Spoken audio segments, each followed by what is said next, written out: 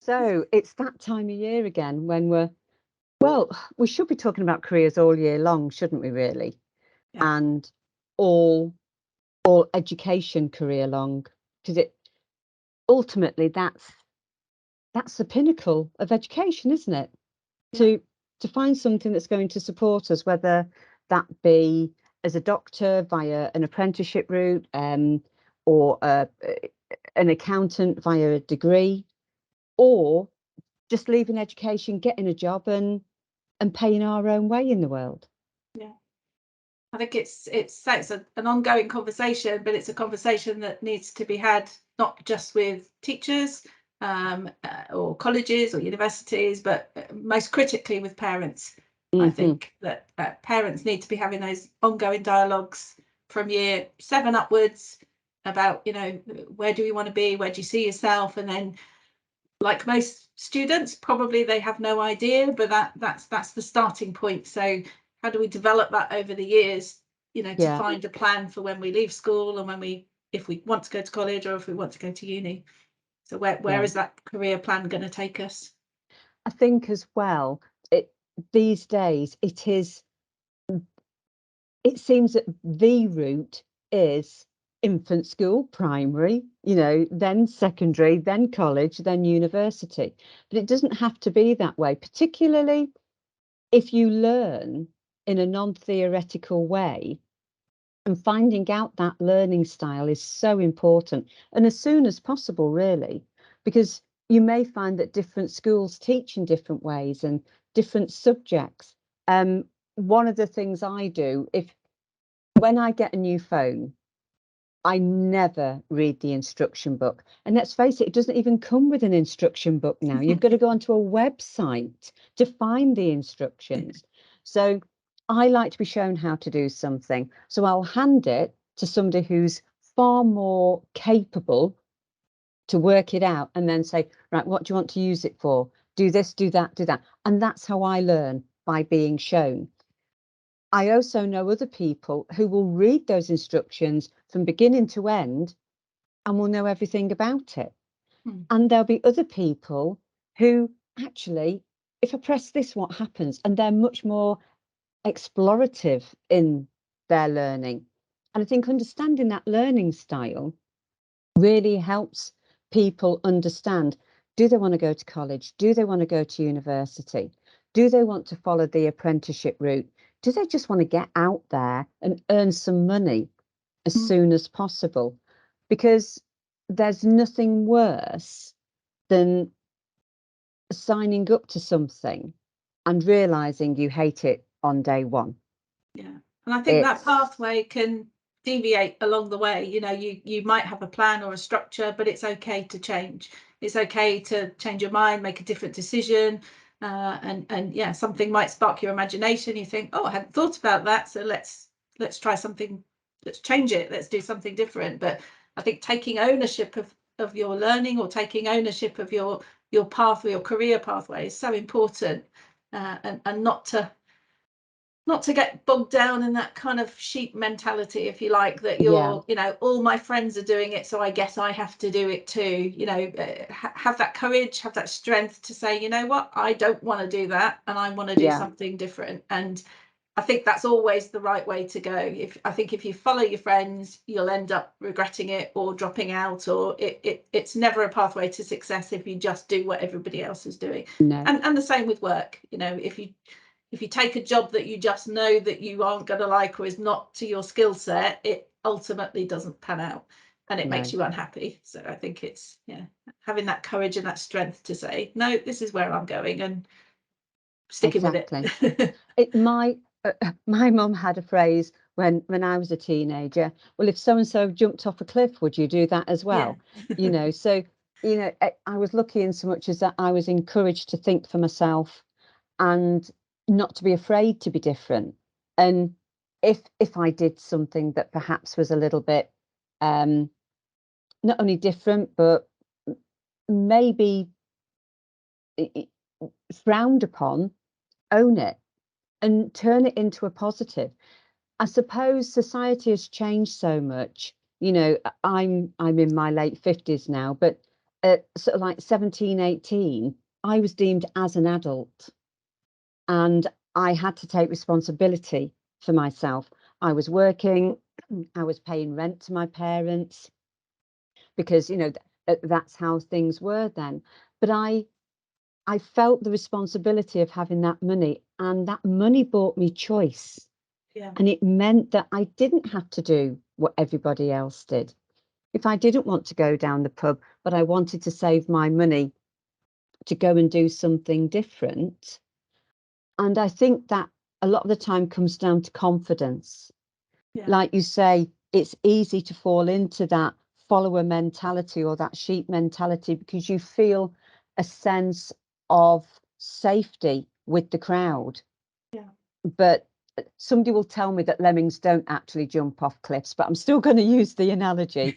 You know, if you're just going with the herd, how do you know they're going in your direction? Because if you're in the middle of it, you can't see where you're going.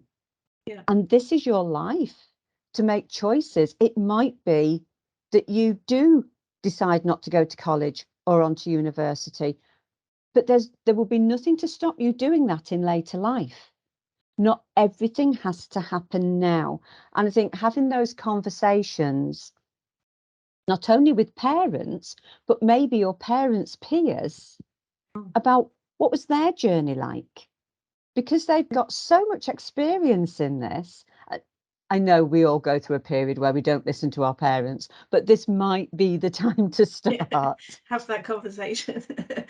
I think as well, Literally. it's okay to get things wrong and to change your mind. You know, there's the perception, like you've said, that everything's perfect. We all get great GCSE results. We all go to get great A levels, and then we go to university, and then we somehow come out and get this amazing job, and life is going to be really lovely. In reality, we know that's not the case. Life is tough and it's difficult and challenging. But I think, you know, everybody makes the best of what they've got. But I think if you do start something and it's not right, you can change it. And there is no shame in saying, I think I've made the wrong choice and I need to do something different. You know, we know statistically 20% of students drop out of college and university, not because they're not capable, but because it's not the right choice for them. Maybe they were under pressure from family members to go to uni because that's what all the generations before them have done. Maybe they were the first ever person to go to uni in their family, and the pressure is on. You know, maybe they wanted to get a job, but it's like, no, you've got to get your A levels. But I think, you know, when we talk to students in schools, quite often, you know, if they're not enjoying the school system with the teacher in front of them and that learning style, why would they? You know, college is kind of school with no uniform, and it's the same similar sort of thing, not always, but you know, and then university is kind of school without the supporting arm around you. So it's you know, you've got to be independent, you've got to be motivated. Well, if you're not demonstrating some of those skills at school, how is that suddenly going to change? Or so I think students need to look at themselves and say, you know, what is my learning style? Say with the phone analogy, am I someone that's can adapt and change, and you know, I'll give it a try, and if I make mistakes, it doesn't matter? Or am I someone that absolutely likes to follow the instructions and have a very clear indication of what I want, you know, how I'm going to do this? So I think it's, you know, students need to sort of say, question, who am I? How do I like to learn? Where do I see myself in 20 years time, 5 years time? You know, and is that learning now, or is that doing a degree when they're 40? You know, we just don't know. So I think taking a little step by step, picking off what's here today, you know, and then with the exam results looming, you know, some students are going to get much more than they ever anticipated. Others are going to be disappointed maybe, but that disappointment can turn into something very positive. You know, it's one moment in your life. It seems completely overwhelming, but you know, as an employer, you know, as soon as you've done your GCSEs, 10 minutes later, almost like nobody's interested. As soon as you've got your A levels, you're not interested about GCSEs. As soon as you've got your degree, nobody ever talks about your GCSEs. So I think it's life moves on, doesn't it? And I just think, you know, and then when you start working, you're judged on the merits of your work, aren't you? And then nobody asked about your qualifications at all. So I just think it's, you know, we get so hung up on these little moments in time that when we look back and like you say in our 50s, we'll look back and think, gosh, why did I worry about that so much? Like, Yeah. why was so much pressure I pulled on me think, at that moment? yeah, and that pressure, and let's face it, not many humans actually make the best decisions under pressure. And we do put a lot of pressure on students these days. So, particularly between college and university, because you've got that short period of time, you put in competition with literally millions of other people. And, and, and maybe that's why people feel they need to do it, because if I don't do it, I might not get to do it. But lots of universities are desperate to open their doors to diversity. And part of that diversity is age. And you may think you want to work with fluffy animals when you're 18, but actually, when you're 25 or 35, you might say, I'm more interested in accountancy, or I'm more interested in engineering. I only wanted to do fluffy animals because I'd just got a puppy.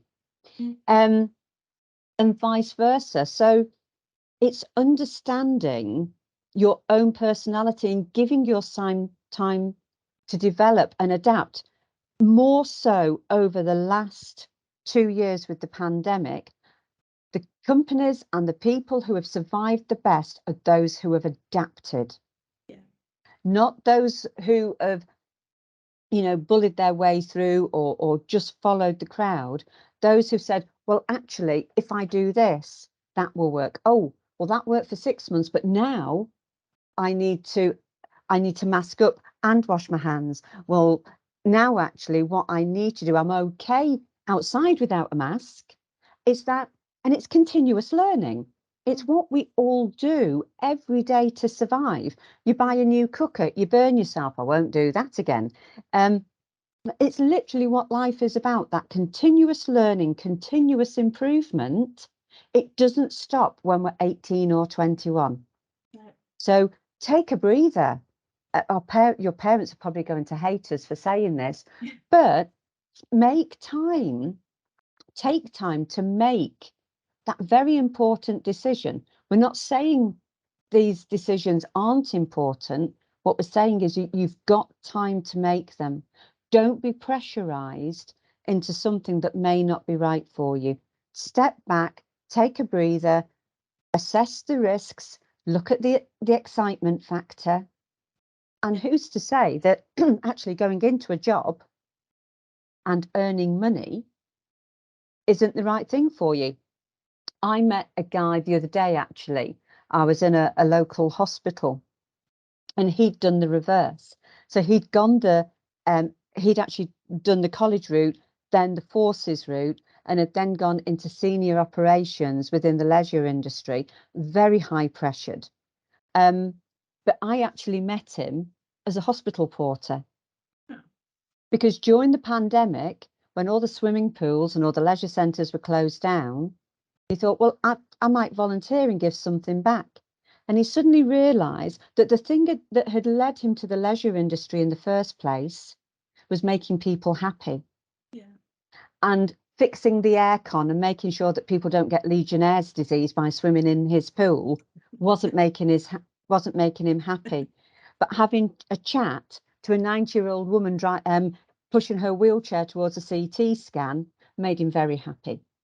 You know, there's not as much money in it, but he can cut his cloth accordingly. So think about what makes you happy, as well as that learning style. And it might not be what makes your friends happy, but you standing out in a crowd might help somebody else do that, and it could have a knock-on effect. And I just think taking that moment to not fill in that form when you're maybe at school, take it home, have a little chat with your parents or your family members or your friends. What do you think if I do this? Again, just look forward to some honesty from your friends. Someone might just say, I can't see you doing that, and maybe they're seeing something that is there, but you're just not picking up on it. So I just think it's take that moment out to share it with other people, and then just, is this the right decision for me, and where does that take me if I do these 2 years at college or these 4 years at university?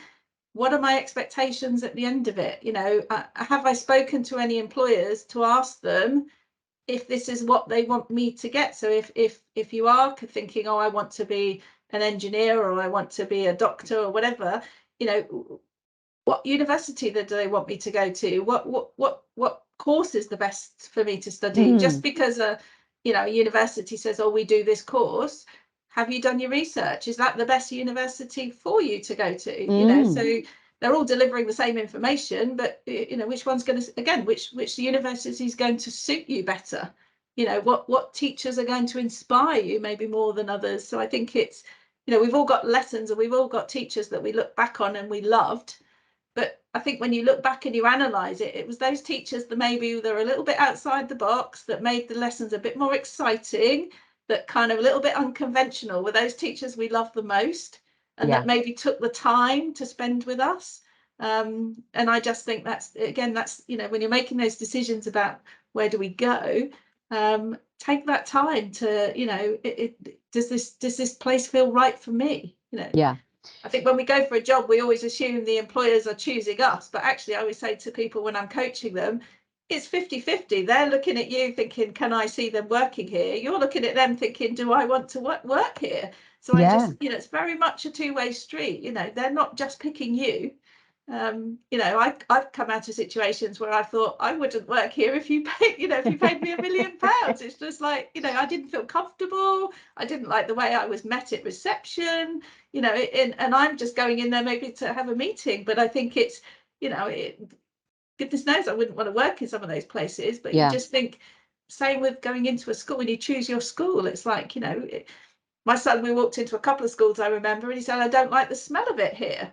And I, you know, you kind of look around thinking, what smell? But, you know, that was enough for him to say, I don't want to come to this school. But again, you know, respect some of those decisions, however odd it might seem. But I just think, you know, that he made a decision based on, I don't like it, or I don't like the classrooms, or it seems a bit dark in here, or whatever. But, you know, they're good decisions to make, aren't they? You're making your own decisions and you're standing by your principles of like, I don't like it, so I don't want to do it, sort of thing. But and that's, I think that's so important, isn't it? It's standing by those principles that you're starting to develop now, or that students are starting to develop now. I know my youngest daughter, she's an archaeologist, and she worked in the field for nearly 15 years before she went to do her degree. She's now doing her PhD, and the university for her specialism is Vienna.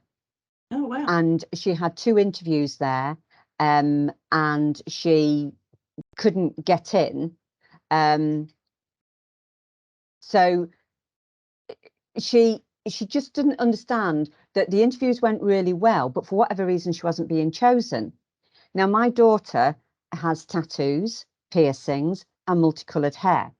Most of the people who were interviewing her from Vienna were white, middle-aged men who were academics. So I think we know where we're going there. Yeah. What she did get was an offer from Newcastle, the Northern Bridge Consortium. Not only did she get an offer from them, they got a, we want you, we need you.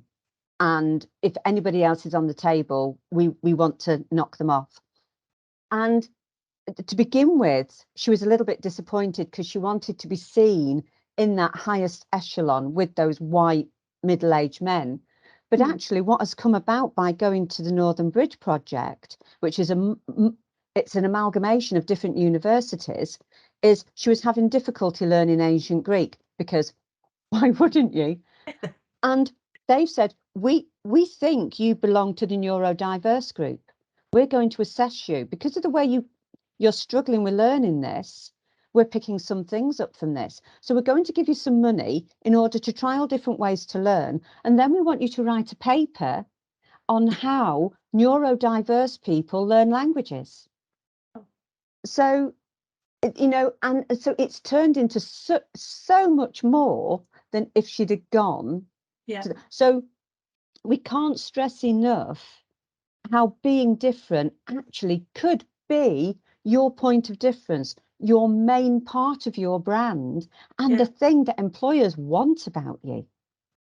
and they'll remember, like with your daughter, the piercings, the coloured hair, they're not going to forget her after she's had an interview. It's just like some of them, after I've interviewed people, within 5 minutes, I can't remember their name. It's just like, you just think there was nothing maybe about them that kind of engaged me. But yeah, I just think if someone comes in and is a little bit more, hi, this is me, you're just like, oh, wow, you sit up and you pay a bit more attention. So I just think, thinking about your career and your life and where you want to be, it's take that ownership and sometimes things that you think you want maybe turn out to be what you don't want. Because you are an adult. You are a young adult, really, from 16 up. Yeah. You know your mind. It might still be forming. And when, parents, we're not saying that, we're encouraging people to argue, but have grown-up discussions about the rest of their life. Yeah. And allow them to stand up for themselves and not be part of that flock. Yeah. And it says, if it, I can remember my mum saying, well, if you make this decision, on your own head, be it. But you just think, but I made the decision and it was my choice. And if it didn't quite pan out, I'm the only person I can blame for that decision. It wasn't my mum's fault. I didn't get, if you don't get your GCSEs, you can't blame your mum. You can't blame the teacher. It's, you've got to take ownership of it. And I think, when we send people into interviews and their exam results aren't favourable, or they're not proud of what they've done at school, but I, own that information. If someone just says, oh, your GCSEs aren't terribly good, I've said to them, just say, no, actually, you're perfectly right. They're terrible. But at school, I'm not proud of it, but I didn't perform as well as I should have done. I didn't capitalise on that opportunity that I have. And, now it's coming back to bite me a little bit, but actually I've moved on. Maybe I'm researching some of those qualifications, but this opportunity gives me the opportunity to maybe move on and leave that behind me. But, that was when I was at school.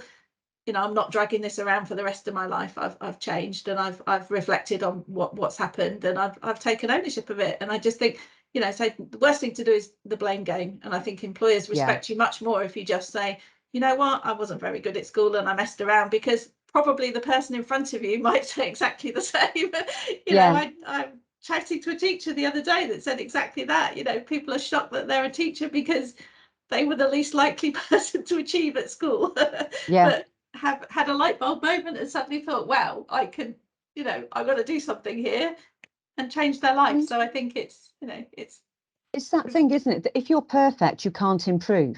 No. But if you're imperfect, you can constantly improve, and you can adapt, and you can learn so much more. We get, as recruiters, we get people through our door all the time, and they've had a string of jobs. And rather than looking at that and going, oh, well, they can't settle anywhere, we say, tell us why and inevitably it's because each situation hasn't been right for them.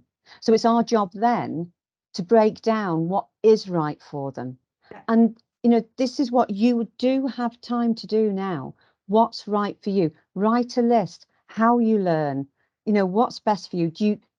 Is it that important that you're with your friends? If it is, then maybe that's the right route for you. But actually, if you know you're going to stay in touch anyway, why not take a different path? Or if you really just want to dump them all like a hot brick, now's your opportunity to really go off in a different direction.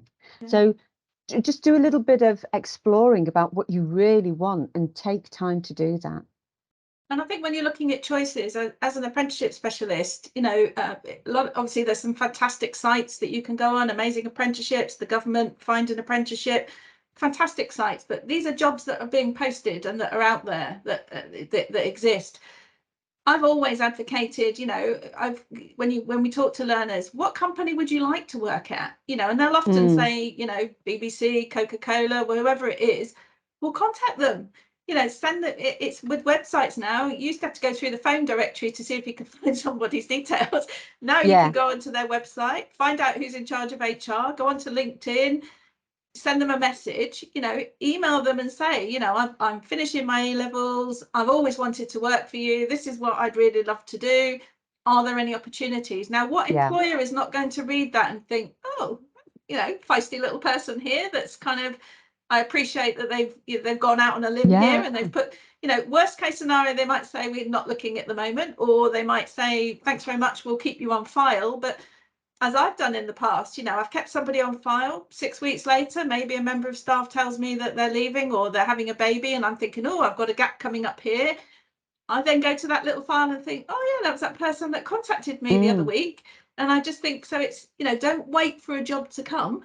Just put yourself out there and contact those companies. If you want to work in accountancy, Google every accountant in Basingstoke or wherever you are, and then just email them one by one. Send them a really lovely letter. Why do you want to work for them? Do your research and then see what comes back. Who's going to be the lucky accountant that responds to you and says, yeah, come in and have an interview? They're probably going to make the best decision they've ever made. So I just think, don't wait for those jobs to go live. Get ahead of the queue. And a network. Use the network around you, your friends, your family, your friends' parents, who works where, what do they enjoy about it? Could you get an introduction? Think of it about how you do your dating. There might be somebody who you're attracted to, and you might say to your friend, do you know them? Get me an introduction. Working and finding a job is exactly the same, because not only that, you've got somebody. You're not going into an interview where somebody says, oh, are you good? Yes, I'm good. And can be quite a false situation. You've got somebody saying, oh, I know somebody who wants to work here and I know about them. So it's like, you've found a new chocolate bar. Do you spend £3 on it when you're thinking, oh, but if somebody says to you, oh, I've got a piece, do you want to try it? Use that network just to help you make those very important decisions. And use things like LinkedIn to, make those decisions. Follow a company. I follow Stephen Bartlett quite a lot because I find him sort of quite inspiring. But as we were talking about, he did one day at university and left. That's for a lot of parents, that'd probably be horrific. That's not an aspirational goal, maybe. But when you read his story and read what that day actually inspired him to go on and do, it's amazing. But again, just followed his nose, if you like, and just where is this going to take me? And like lots of entrepreneurs or people out there, had lots of failures along the way, but had that ability to just sort of like, okay, that doesn't work, what do I do now? And they just dust themselves off and sort of find the next thing. And I just think, if exam results don't go the way you want it to go, maybe go and work in a supermarket for a year, get some money behind you, get your head together. You might start on a management training scheme with that company, and kind of totally come out of the blue or something. But, but that gives you a year to think. It gives you a year to take stock and maybe then consider, what's my next move? Where do I see myself? Am I liking this working thing? Is it actually much more fun? And so I just think it's making those opportunities, but also kind of giving yourself time to consider what's right, and maybe working for a while gives you some opportunities. And employers are fantastic, I think, at telling you what you're good at, telling you where they think they see you, what soft skills you've got, and they find the best place for you in their company sometimes. And I think that there are things that maybe you hadn't even considered, those skills that you've got. So I just think, and sometimes at school you don't know those things because you've never been in a situation where you've been observed in that kind of thing. But when you're working, maybe they see you in a totally different light. And work experience, I think, is fantastic for that, because kids go out on work experience sometimes that are naughty in school or misbehave, and the teachers are really worried they're going out on work experience and, oh, well, they're going to be okay. I've sent students back to school when I've just said, oh, what an amazing week, absolutely love them, we've offered them a Saturday job, I'm definitely going to offer them an apprenticeship in a year's time. And the teachers are there with their jaws on the floor thinking, you did get that person, didn't you? And I'm absolutely amazing. But I think, treating them like a grown-up, giving them responsibility, you suddenly start to see how they handle it all. And some of them just absolutely rise to the occasion. And I think you just see a different side of them, and it does change them. Just even a week in industry can change somebody. And they either go back to work thinking, well, this is not where I want to be, but that's fantastic because you can tick it off the list to think that's not what I want to do. But I just think they go back to school with a kind of a bit of a clear head about, this is where I think I could be. you know, because someone else has maybe inspired them or given them a view to something that they'd never considered. You know, maybe they didn't think they were a people person, but actually their customer service has been amazing. And that employer's just saying you definitely need to work with people or something. So I think changes the job specs then, doesn't it? Whereas the education system, everybody within the curriculum, everybody has to do set things. Often once you're with an employer, even though they might say, right, you know, your job spec says that you need to do A, B, and C, actually, if you're absolutely pants at A, but amazing at B, many employers will say, actually, let's change your job description a little bit. We want you to do more of B. Yeah. And it just takes us full circle round to that learning style and that knowing what is right for you, because ultimately this is what's going to keep a roof over your head and food in your belly. Yeah, definitely. Yeah. And I think when parents are looking, you know, when students are applying for jobs and apprenticeships, and you know, there's always the question, oh, is it a good place to work? Is it, you know, again, do your social media checking, but you know, ask. There's nothing wrong in it, you know, asking. How long have people worked here? You know, is it a good place to work when you're on your coffee break or when you're having your interview and you maybe sit down and have lunch or a coffee? Ask the people around you, you know, is this a nice place to work? Is how long have you been here? You know, what are the perks or whatever? But you know, do your research and don't be frightened to challenge and just say, you know, where will my son or daughter be in 5 years' time if they come and work for you? What's the progression? You know, good companies will give you that information, but other companies, maybe if they're not used to having apprentices or maybe not used to taking young people, ask them those questions, get them to think about it, and most of them will come back to you with an answer if they haven't got it immediately. But I think it's again, it's okay to just challenge politely and just say, you know, I'm a little bit worried about them maybe leaving school and coming straight to an apprenticeship.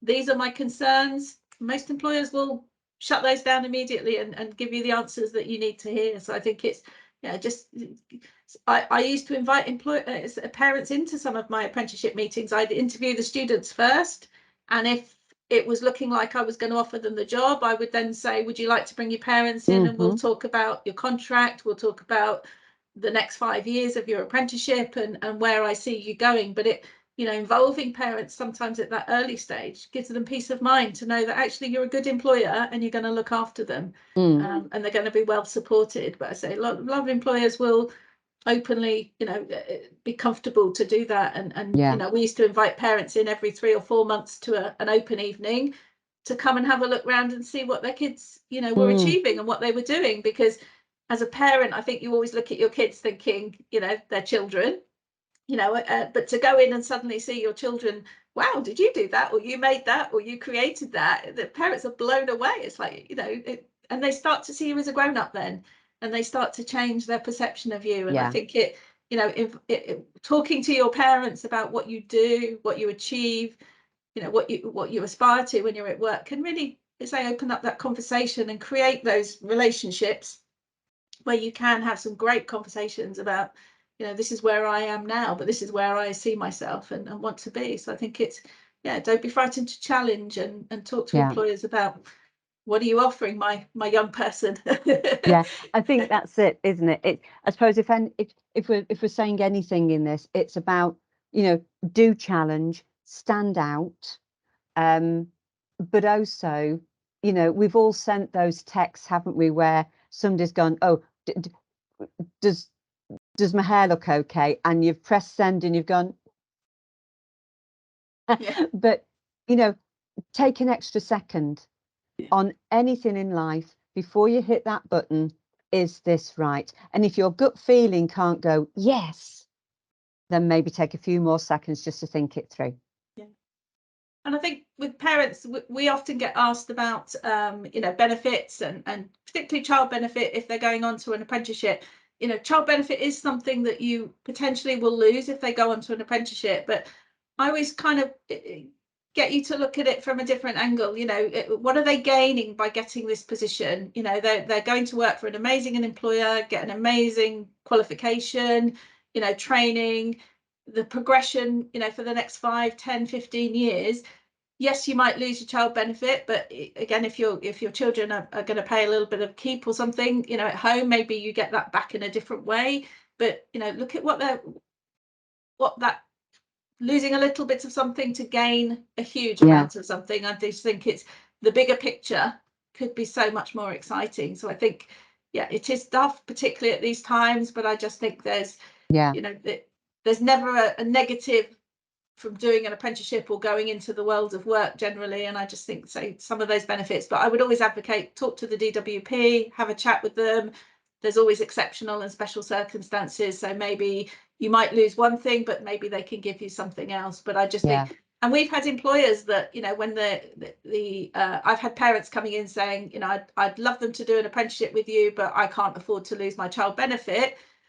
You know, we've sometimes said, how much is your child benefit? What if we added that onto the monthly salary? You know, you're going to lose it, but, you know, if we added it onto the monthly salary, would that be acceptable? And I know several employers that have done that because they want that person to take the apprenticeship. You know, they've interviewed them, they love them, they've done a bit of trial day, you know, they've already invested in that person. So to pay a little bit more a month sometimes is not a big ask. So to get the right person, I think the employers will stretch a little bit if they need to. I think as well, the problem with the benefit system is it's intended to be a safety net for when things are tough. Unfortunately, what can happen is it closes around you and traps you. But once you're out of that system, there is no ceiling to what you can earn. You can have 2 jobs, 3 jobs. You can get a pay rise without having to report it to the DWP. It really is freedom. And although it might feel nice and safe having that money there coming in, it can trap you as well. So again, it's about sitting down and thinking it through. And you may have to go through an extended period of hardship. I know as a single parent, I did the same. I was awarded a certain amount. I think it was called family credit then, whatever, that shows my age. But once I got rid of that, I felt free because I could do an extra job. I could do some overtime. I wasn't constantly working out which parameters I was in. And it's a great sense of freedom. It's a scary move. I'm not saying it isn't, but it can actually afford you choice and freedom.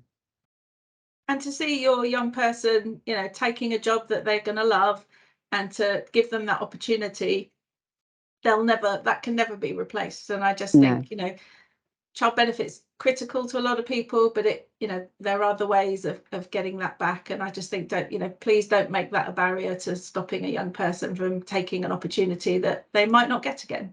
You know, it's really important to, but again, ask the questions, talk to the employers, talk to your DWP about, you know, what choices do you have. But say a good employer will find a way around things. So I just think it's, we can make it happen. For the right person, we'll do what we need to do.